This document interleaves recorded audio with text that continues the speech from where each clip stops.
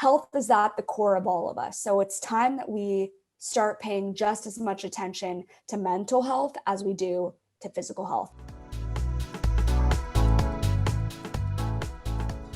Hello, Titan family, and welcome to the Fram and Friends podcast in partnership with Titan Radio. Fram and I are excited to welcome a student to today's podcast, one who has truly transformed Cal State Fullerton and the lives of countless current and future students. Here to introduce her and get us started is our host and president, Fram Virjee. Well, good morning, everyone. It's good to see you virtually, talk to you. I miss everybody. We're the lights at the end of the tunnel. We're getting ready to get back to school in the fall. I can't wait. Campus is looking great. I go over there and walk, and I just dream of all of it being full. And that is a great segue into our guest today. She's just a light. Every time I see her, she lights up my face because she lights up my heart because she's such an amazing human being. She's such a good person. I'm going to let her introduce herself. We're going to learn a lot about her today. I'm actually, I've never been speechless like this before on this darn podcast, but I'm just so excited to see her because I haven't seen her in person for more than a year. She's a person that I run into on campus all the time, see her everywhere. Asha Bhattacharya, tell us about yourself. Tell us where you grew up, where you came from. Introduce yourself to the Titan family. Yeah, thank you for the wonderful introduction, President Virjee. That was so sweet of you to say that. So my name's Asha. I will be graduating this spring with a major in business marketing and a minor in psychology, which is just wild to think about because I feel like I was a freshman just yesterday. And so I've loved my time at Cal State Fullerton. I never really thought I would go to Cal State Fullerton. I am an Orange County native. And so, Cal State Fullerton has always been in my backyard. But, they always say, like, I kind of think about it like relationships, right? They're like, when you find the one, you'll know. Well, that's sort of how I felt about Cal State Fullerton. It was really odd. Like I had gotten into some other schools that I always dreamt about going to. And then the more I looked into Cal State Fullerton, the more I was like, this place is a gem. And all of the programs that they have, I got in as a President's Scholar, as a business honors student, and a university honors student. And I was like, this is it. Like, I just felt it. I went and like officially visited the campus for the first time. I saw the business college and I just said, this place has something special that other places don't. And I can tell you now, 4 years later, as a graduating senior, that I was 100% right. I have so much love for Cal State Fullerton, and I don't want to graduate. I want to be a student here for a long time. It's been so fun. So now you guys are getting it. I can remember the first time I met Asha, and it was Julie and I were walking in the gastronome. And we just sort of bumped into each other and introduced ourselves, and she sat down and we just started talking, and it was love at first sight, let me tell you, because she just fills you up. Tell us, you grew up in Orange County. Tell us about your family. Tell us about mom, dad, sisters, brothers. What do you got and what are they doing? Tell us about who Asha is, where you come from, what your sense of identity is.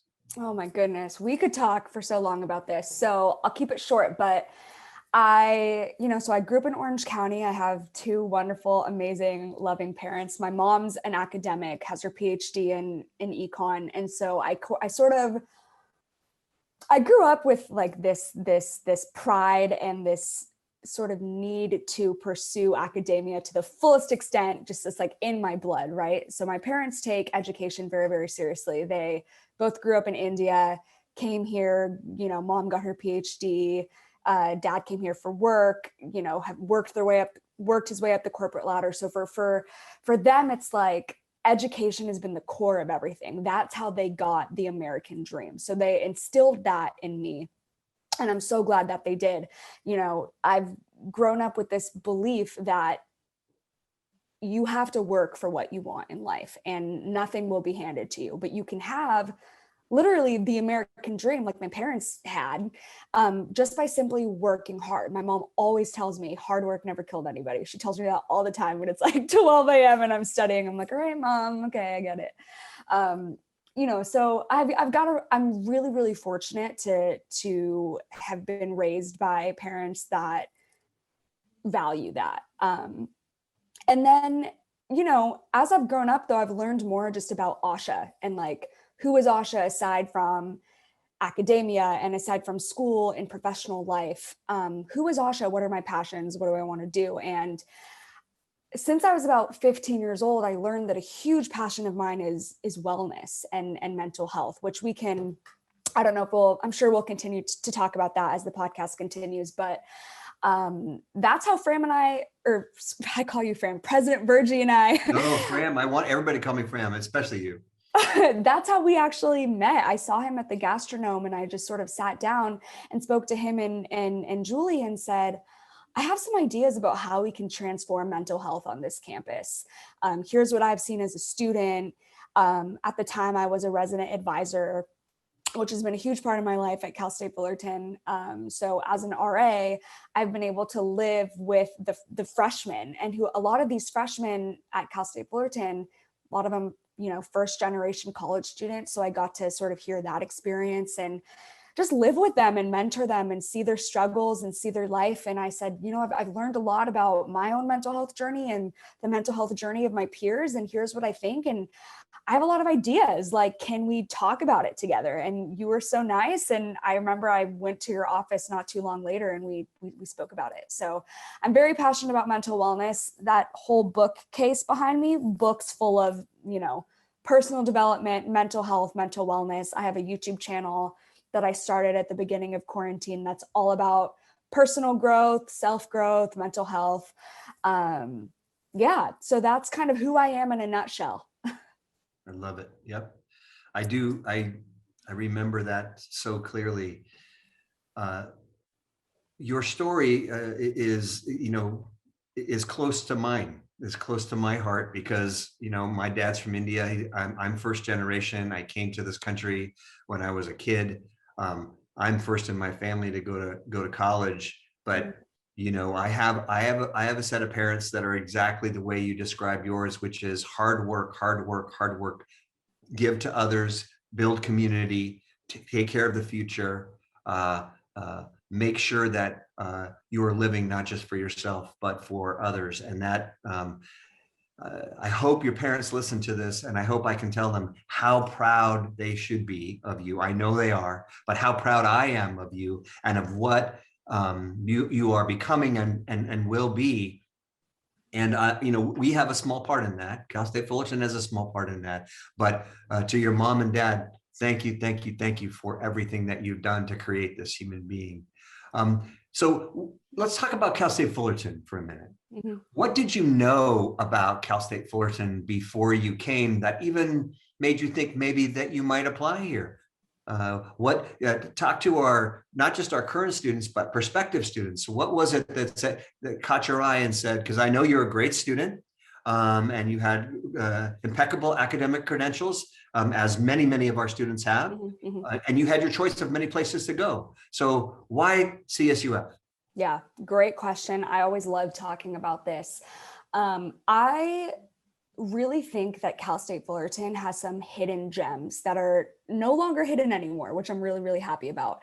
I knew that I was going in as a business major, and I knew that the College of Business and Economics had a good reputation. I knew that it was a competitive college. So I knew that, and that was attractive to me. And then the more research I did about Cal State Fullerton, I heard about the business honors program. And I learned that this was, like top 1% of the college, and they had, their graduating seniors, like 90% of them went on to work for Big Four accounting firms right after graduation. And they had, just top performing students. And that for me was really important. I really wanted to be with students that because academia is a huge part of my core and my personality. I wanted that. So I was really attracted to that aspect. And they had great professional development opportunities and mentors. And you had this small cohort group that you take all of your business classes with. So I liked that sort of like family aspect of it. And I liked the strong academic integrity that it entailed.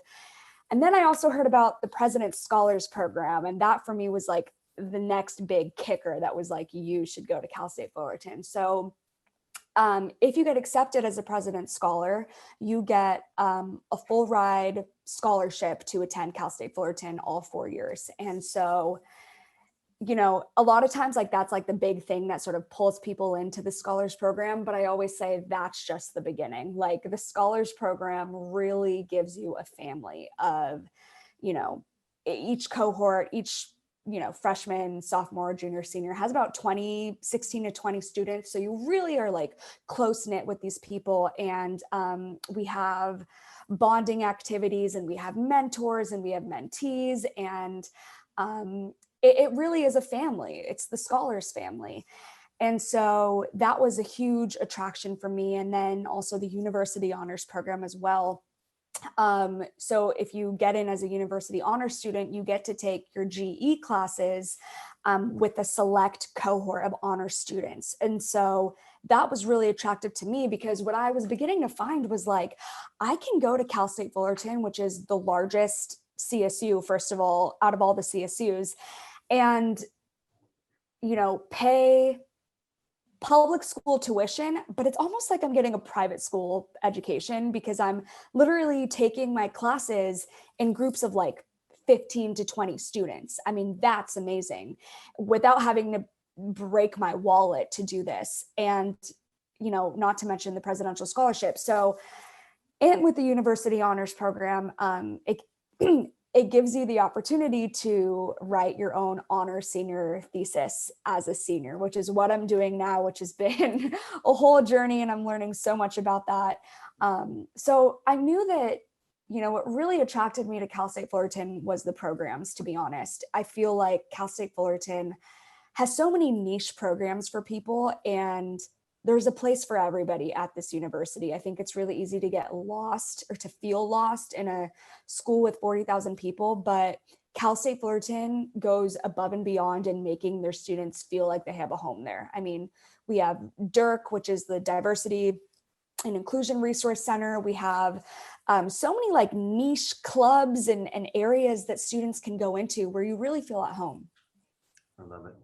Yeah, you know, you talk about our business school. And a lot of people don't realize we are the second largest business school in the country. Dang.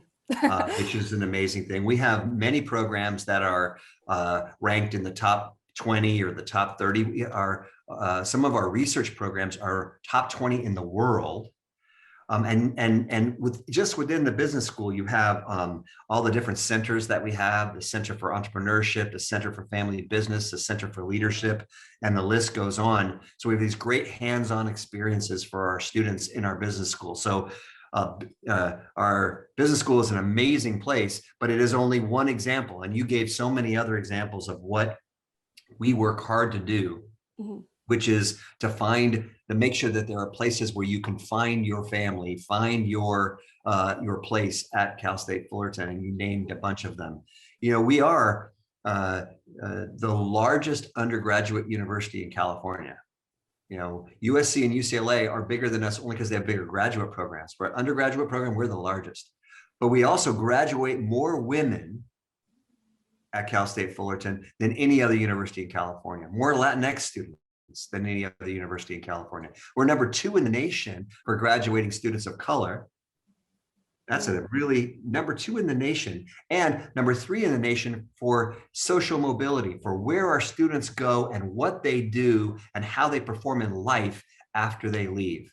So you are so right that there are places for all our students to soar and develop and be a part of the Titan family. I love it. And I love that you found yours, and you found them in so many different places. Yeah. Yeah, but share what I know you're studying business, but you have so many passions. Why business? What do you want to do with it? What are your plans? What are your dreams what you're going to do with your education? Mm-hmm. So I studied business, to be quite frank with you. It's a realistic thing to study. For me, job security is very important. And so it's like, if I get a business degree, I know that I'll have options to pursue after this. That's just the type of person that I am. And then within business, I really fell in love with a certain area of business that's called organizational behavior. So that's sort of the merge of psychology, sociology, and business together. And it's all about how can we, what can we do with our employees to make them feel good, and so that we can increase the productivity of the company and of the organization as a whole. So it's very like people focused, and that's what my whole research senior thesis is about. It's about how mindset affects leadership emergence and how gender plays a role in that. So are females able to emerge as leaders if they're able to adapt certain types of mindsets? What are the things that we can do to help females tap into these mindsets that will then help them emerge as leaders, help them climb the corporate ladder, which will then increase their salary, thus narrowing the gap between men and women in the workforce and the economy as a whole? So in short, that's what I really love about organizational behavior. Some might think it's a foo-foo topic. I don't think so at all. I think it has great implications for the world and for society as a whole. And in terms of what I want to do with my business degree, right now I'm studying marketing. So I've applied to a few different marketing positions. I interned with Amazon last summer, which was an amazing opportunity because I got to see how can this company that started from nothing now is turned into one of the biggest companies in the world. What were their operations strategy? What was their logistics strategy? Like really learning about the fundamentals of this organization. And they've offered me a position after graduation as an area manager. So prospects are looking good. I feel really good and happy, and I feel prepared when I graduate, which is really all I wanted. I think there's no scarier feeling than graduating and being like, oh my gosh, which I do kind of feel just because like I'm normal and it's a pandemic and I'm a 22-year-old young adult trying to figure out life. But I feel that Cal State Fullerton gave me that security of like, I'll teach you how to apply to jobs. I'll teach you how to write a resume. I learned all of these things at Cal State Fullerton through the mentorship that I got here, which has now been able to land me a job after graduation.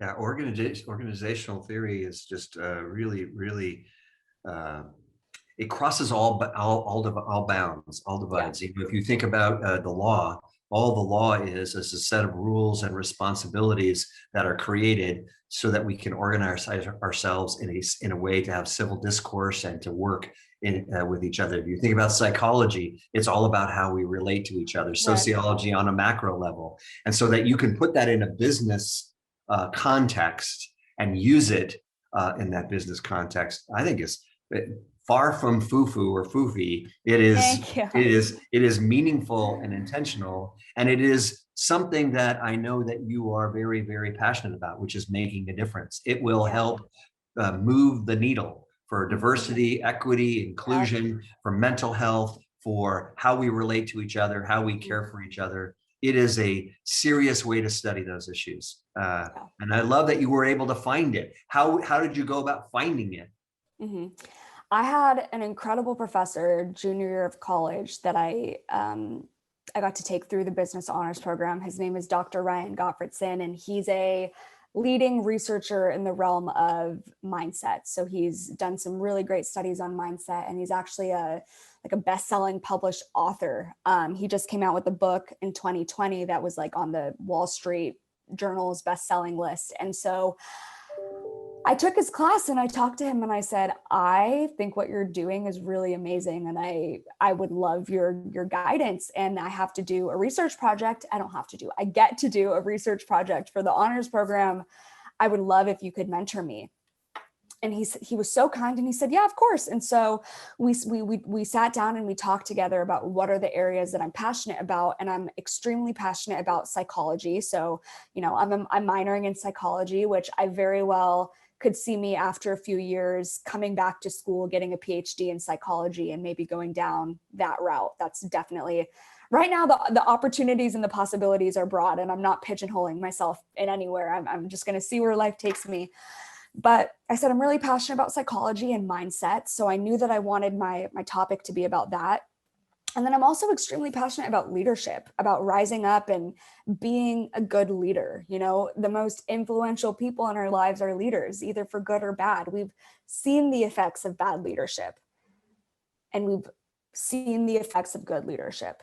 So it's monumental, the effects that leadership has. And I'm extremely passionate about woman empowerment. As a woman in a predominantly male industry of business, I know what it feels like to, I had someone, I pitched a business idea once, and they said to me, well, people aren't really going to take you seriously because you're a young woman. And I was just kind of like, okay, well, that just makes me want to work harder. So thank you for telling me that, because I'm just going to keep pushing harder. So and so I want to continue helping women in any way that I can. So that's sort of like the merge of what I did. So you're totally right. OB is a field that's very multidisciplinary. So one of the things that I'm hoping that students and prospective students, especially that listen to this podcast, learn is all the different places and spaces there are at Cal State Fullerton to develop, to transform yourself, and to thrive. And you have taken advantage of so many of those. I mean, you mentioned some, the Business Honors Program, the President's Scholars Program, the residence halls, and your being in the residence halls. Mm-hmm. I know you worked a lot with the CAPS program and helping them as well, and study abroad as well. So talk about some of that stuff, Asha. What I tell students when they come is be careful, because if you're not careful, you're going to blink, and these 4 years or 4.5 years or whatever it is are going to be over. And so don't take your freshman year to settle in, your sophomore year to get comfortable, your junior year to think about it, and your senior year to get engaged. Get engaged right away. And that's what you did. Mm-hmm. So share your experiences with us, some of those things, residence halls and study abroad and getting involved, and why they made the difference for your experience here. And Asha, specifically too, I wanted to add to what Fram's asking, and what's important to realize or hear about you is when Fram and Julie showed up at the gastronome, you had the courage to not only approach them, which they're very open and easy to approach, but you were ready, so that when Fram said follow up with an email, you followed up with a PowerPoint presentation like days later. And I know that when you approached that professor your junior year and asked for a mentor, he likely asked for you to follow up, and you likely did the same thing. Mm-hmm. So also, as you talk about what Fram was saying, the courage to approach those people, and then the importance of being ready and following through. Mm-hmm, mm-hmm. So many good things to talk about. Okay, first, I want to talk about living on campus and then becoming a resident advisor, because that's a huge part of the college experience. So if you can, I highly recommend taking the opportunity to live on campus. I know that Cal State Fullerton is a commuter school, but we have an incredible residential engagement program. So if you can, take advantage of it. I remember getting into an argument with my parents because I live 20 minutes away from campus. And I was like, I want the college experience. I'm a very stubborn person. That's who I am. And my parents were like, this is not realistic. You live 20 minutes away. And I said, yes, but I'm saving money because I'm not going to a private school and I'm getting the presidential scholarship. Let's put my money that we've saved and let's put it in housing. So I was so stubborn and I didn't give up. And a few arguments later, they were like, all right, fine, you can live on campus. Best decision I ever made. And I'll tell you why. If you're living at home for 18 years, it's great, but college is that wonderful time where you're at the cusp of adulthood. And it's that first time where you can sort of figure out who you are, but you're still protected because you're living on campus. So you have a resident advisor that's there to help you out if something goes really bad. You know, you've got these people who work for the university that really have your best interest at heart. So I feel like being in college and living on campus is the best time to kind of explore who you are in a very protected environment, which is not something that you're really going to get elsewhere.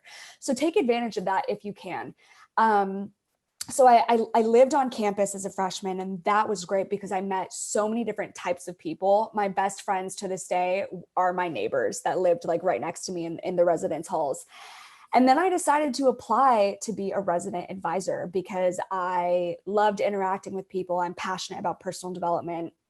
And so then as a sophomore, I got that position. So I was a resident advisor for a group of about 50 freshmen, and we lived on Juniper 5. And you guys, let me tell you, best year of my life, hands down. I had so much fun being a resident advisor.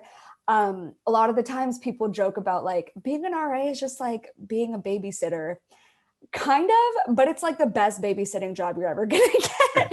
I mean, it's so rewarding, right? Because at the time I was only 18, 19, and these freshmen were just a year younger than me. So I still related to them. I still had that like freshman enthusiasm and excitement. And I had a year of experience that I could share with them that they didn't have. So it was so rewarding and fulfilling for me to be able to give them all the insight that I had. It was so rewarding when they knocked on my door at 1 a.m. and they were like, Asha, I had a really bad day today and I really miss my parents. Can you help me? And I would say, oh my gosh, yeah, come in, sit down and let's talk about this. Like that for me was the most meaningful thing. And that's why I became an RA. I guess the financial upside of being a resident advisor is they completely pay for your room and board, which is incredible. For me, though, the main reason why I did it was because I craved that deep, meaningful impact. And I saw that. I mean, I was living with these students. I saw them through their terrible days, crying, feeling homesick, going through normal 18-year-old person problems. And I saw them on their best days where they said, Asha, I finally got the internship that I've been applying for. I got the job that I've been applying for. I got an A on my math test. That was such a rewarding experience. So I did that. And then the next year I became a senior RA, but it was cut short because of coronavirus. But living on campus is amazing. You're going to meet so many incredible people. And to Matt's point about being prepared, use your time living on campus, whether you're an RA or not, use that time to be prepared to make meaningful connections. So this could, with Matt's example, it was about me coming up to President Virjee and saying, these are my ideas and this is what I want to share with you. You can be prepared in so many ways, even just socially, right? Like maybe you're nervous. That's totally normal. I'm nervous. I'm a freshman. I've never met these people. Come prepared with like, hey guys, this is who I am. This is what I have to offer. Do you don't say that. I mean, that sounds weird, but be confident in who you are. Go up to someone, knock on their door, say, hi, I'm new here. Want to go grab lunch at the gastronome? Sure. Yeah. Being prepared is as simple as that, like having a plan of, I remember when I was a freshman, I made a group chat with the people that lived on my floor. And I said, all right, guys, like I just am coming back from class. Who wants to go to the gastronome? That was something that I could do that was in my control, that sort of eased my social anxiety of I'm in a new place and I don't know people. So being prepared will help a lot. So that's my resident advisor experience. And I want to talk about my study abroad experience, but before that, are there any questions that you guys have about the resident experience? No, go talk about study abroad. I think it's a really important part. Well, before you do, I just want to plug that we do have more beds coming. 600, is that right, Fram? Building a new res hall right now, so we'll have 600 more beds, so we'll have room. Yep, come join us. So study abroad.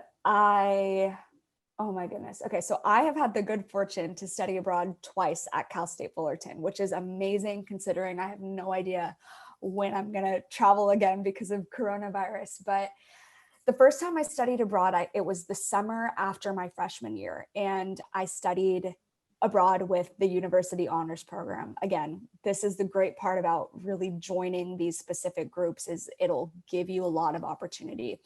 So the honors program at Cal State Fullerton, we went to Poland and Germany over the summer, 2019 summer of 2018. And we studied political philosophy, and then we studied peace, war, and conflict. And because we were in Poland, we went to Auschwitz, which was, oh my goodness, by far, one of the most life-changing experiences I've ever had, which I want to take a moment to talk about that. I think, we learn about World War II in our history books, and we learn about the Holocaust and what happened, but standing where, thousands and thousands and thousands of people were unrightfully murdered is a different type of feeling that you can't get from a textbook. And when I visited Auschwitz with my group,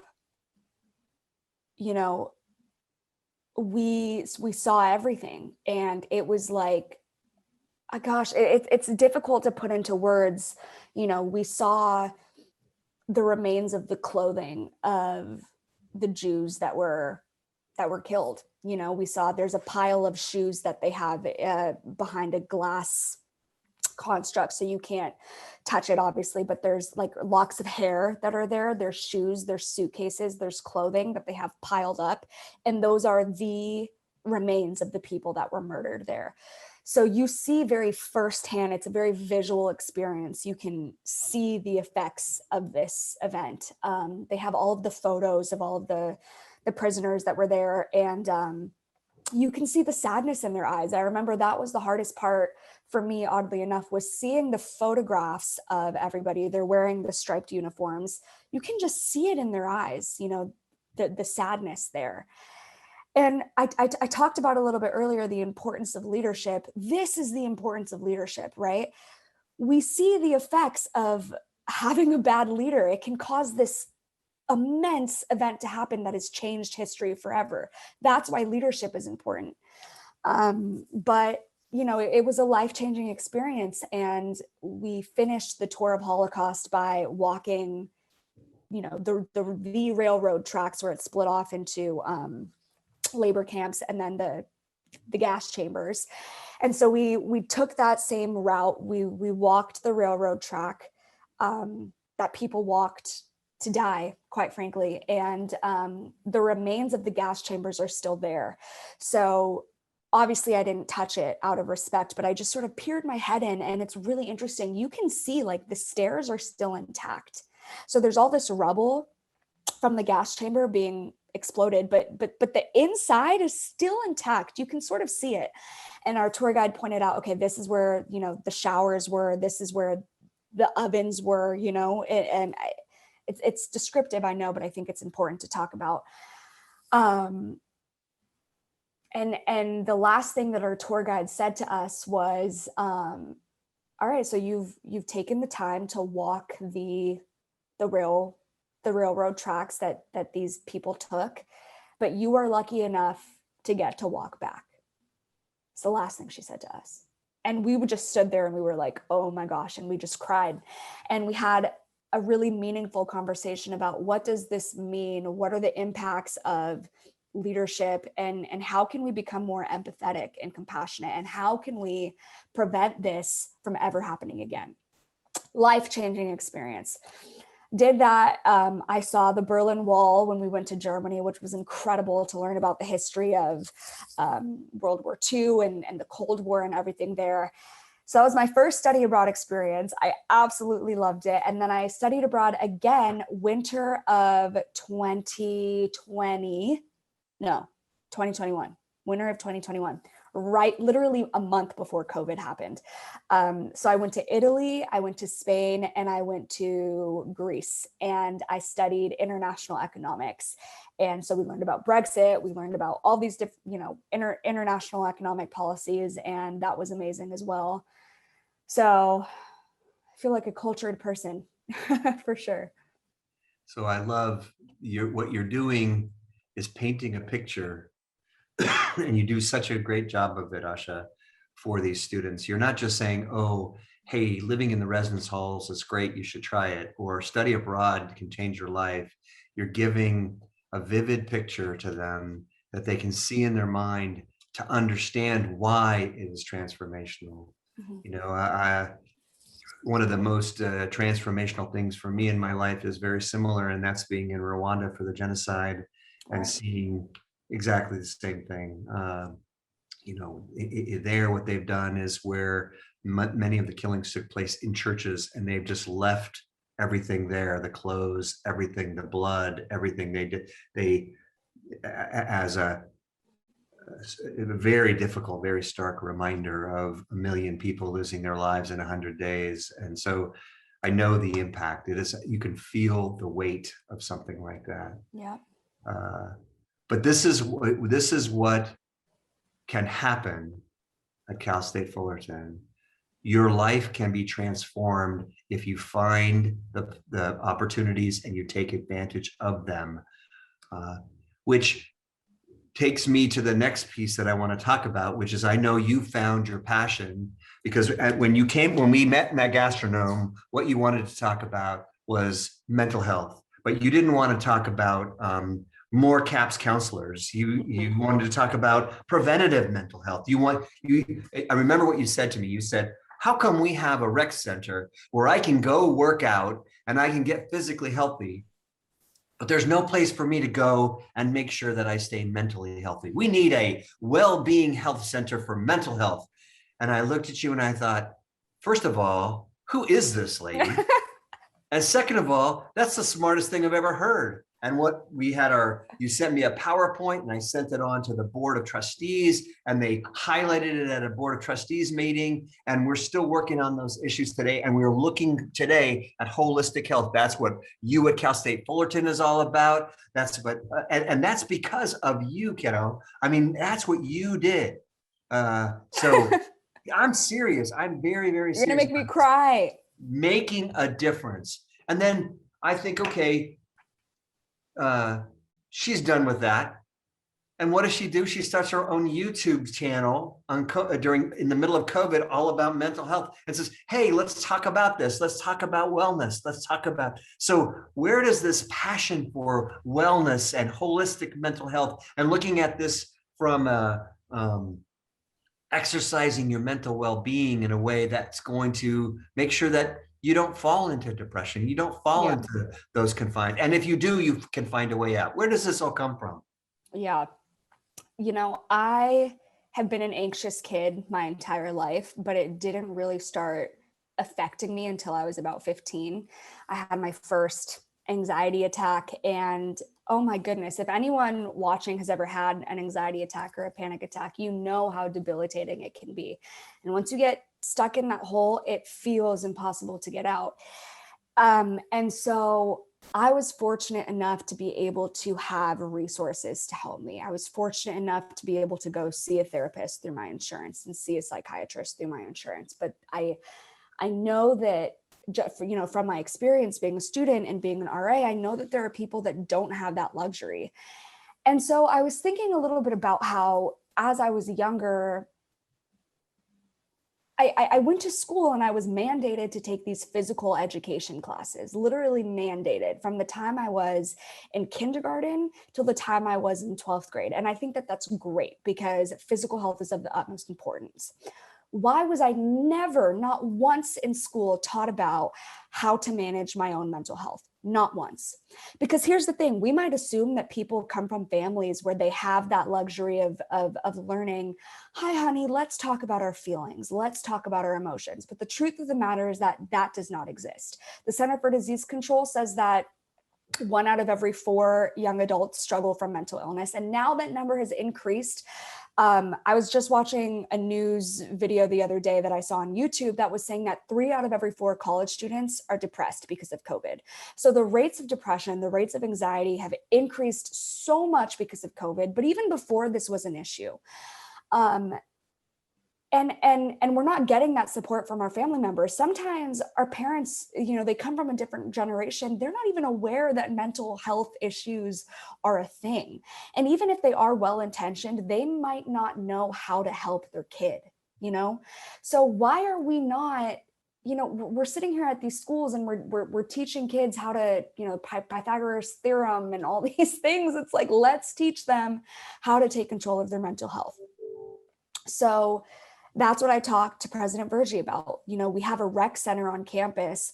Why don't we create a physical space on campus that's separate from CAPS, that is all about your mental stamina, right? Because there's a lot of data and studies out there that show that the key to falling out of these mental ruts is grit and the ability to be resilient. So what if we built this center on campus that gives students a safe space where they can quite literally exercise their mind to fight against negative thoughts, to address their anxiety head on so that they're not taking control of it? Why don't we create a space where we are literally training people to become mentally fit? And I think if we can do that, it helps all aspects of life. If we have students that are able to take control of their mental health, they will then be able to put more time and focus on their education. Graduation rates will increase. They'll be able to get a job. They'll be able to actually enjoy their social relationships. I mean, health is at the core of all of us. So it's time that we start paying just as much attention to mental health as we do to physical health. And I'm so proud to say that I just talked to the director of CAPS, Jamie Sehan, and she was telling me that we've got a space now in the Pollock Library where we're, ordering. She didn't tell me completely, but we're trying to turn that into a mental fitness center of sorts. Yep. Yeah. Gee, I wonder who came up with that idea. That's such an important point, Fram, because Fram often says publicly, my door is open. My phone line is open. My email is open. Please come to me. And students see our university in a way that no one else can. They're closest to all of the services. So we hear parking over and over and over. We know there's a parking problem. We are working on that.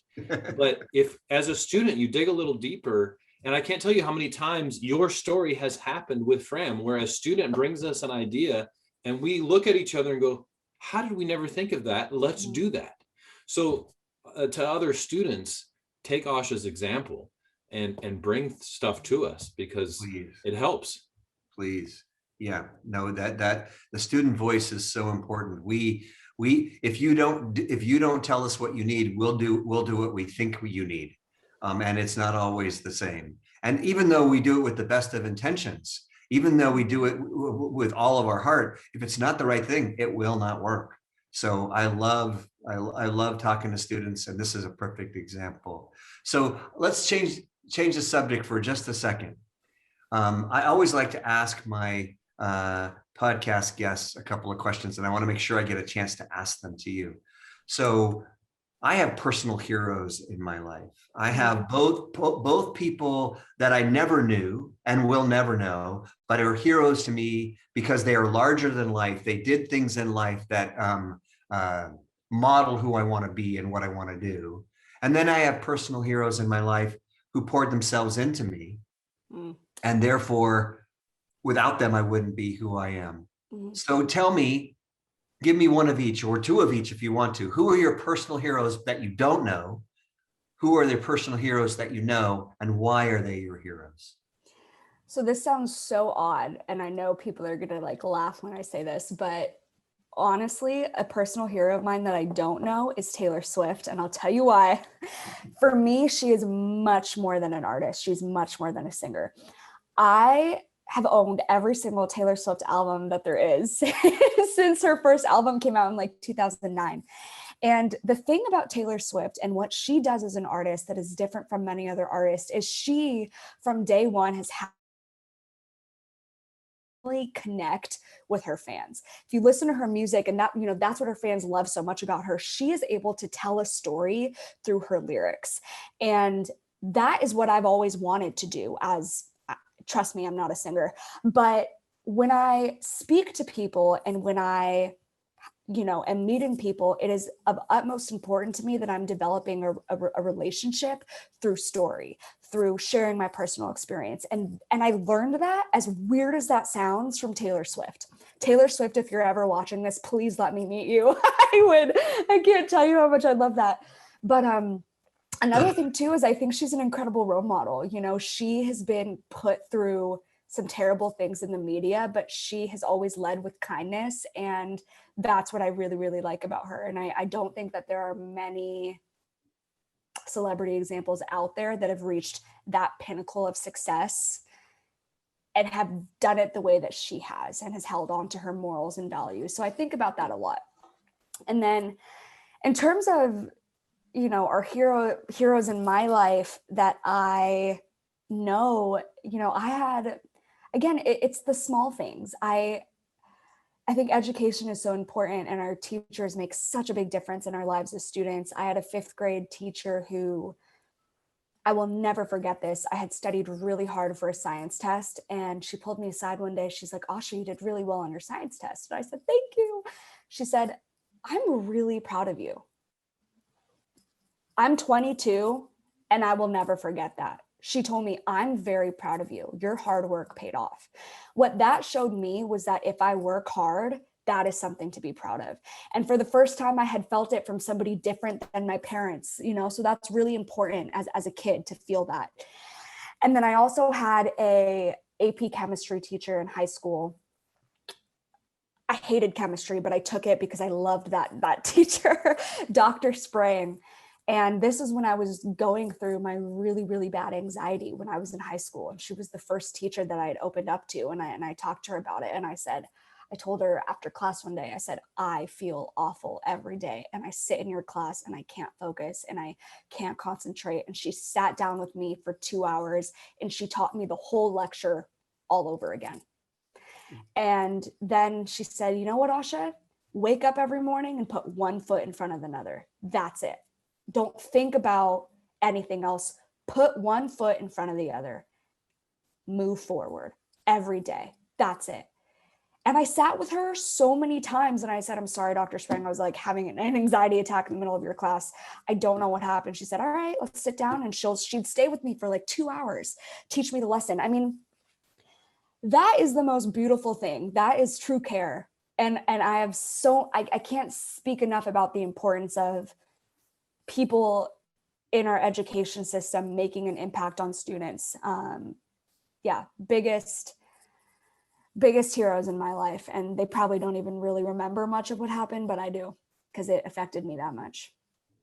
I think we all have those experiences. I can think back to, even as old as I am, I can think back to my 4th grade teacher, which is the first real teacher that saw something in me and paid attention to me, or that high school teacher who guided me, or college professors. I mean, you're absolutely right. This is a mission. Education uplifts people, changes lives, changes communities, and the people that do this, our faculty, and everybody on our campus who works on our campus is an educator. Mm-hmm. Everybody in student affairs and academic affairs, everyone from our faculty members to our the folks that serve you the food in the gastronome and everywhere in between. They can have an impact in your life, and they are educators. And I love them all for what they do. I do want to say, you mentioned that, and when I was living on housing, we had this amazing, I guess his official title is custodian. I don't know if you know him, Johnny. Do you know Johnny? Yep. What is his official title? I don't know what. Yeah, maintenance. Yeah. Maintenance. Yeah. Oh my goodness, Johnny. I could be having the worst day. Every time he sees me when I walk back from class, he says, Asha, how are you? And he gives me a hug. And he doesn't do this just with me. He does this with so many students. He'll say, hi, how are you? How was class?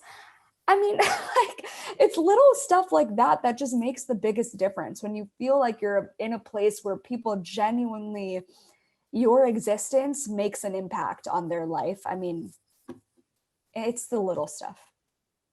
So I could do this with you for hours and hours, and it would be so much fun and so much, but our time's running short. And so what I would really like you to do in closing this out is think about who, I hope everybody is listening to this everybody from our faculty and staff and students to your mom and dad and everybody else. Everybody listens to this, and thank you for listening.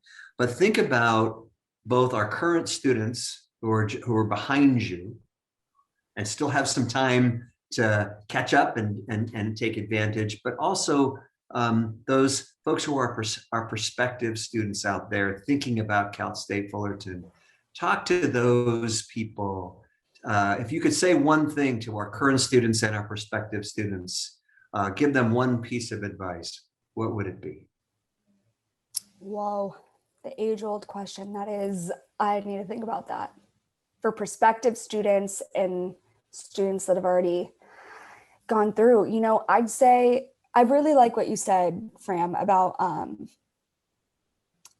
like hitting the ground running when you enter Cal State Fullerton. I think for future students coming in, my advice for you is to be bright-eyed and bushy-tailed, and really the experience that you're going to have at college is what you make of it. I know people say that all the time and it's cliche, but it's true. There are so many resources and so many opportunities that Cal State Fullerton has. Go out there and like grab it and make opportunities for yourself in areas where you feel like you can't find any. For example, I was at a standstill when it came to mental health, and I made an opportunity. I saw President Virjee at the gastronome and I made an opportunity. It is up to you. If you want to see change, if you have an issue, if there's a club that you want to start, it is in your hands and you have the power to do that. And that is so exciting. And then I guess, for students that have passed, like, don't you just love Cal State Fullerton? Like it's been amazing. And I want to thank all of my professors and the staff here at Cal State Fullerton that has poured their livelihood into helping students. I have the utmost respect and gratitude for the work that you've done. Well, you are amazing. You know that. And you are going to soar, and you are going to change the world. It is going to be so fun to watch what you do. You are a force of nature. I hope I never am in the way, because it won't be pretty. But I so please know, for you and for all our students, but just for this moment and for right now, please know I'm always standing right next to you. I'll do anything I can to help you, because I know with you, we are in for goodness, and I can't wait to watch. Thanks so much for spending this time with me. Thank you so much. I really appreciate it. Thank you for having me. Thank you, Asha. Thank you. Thank you for listening to Fram and Friends, a collaboration between Titan Radio and Cal State Fullerton. For more episodes like the one you just heard, visit titanradio.org.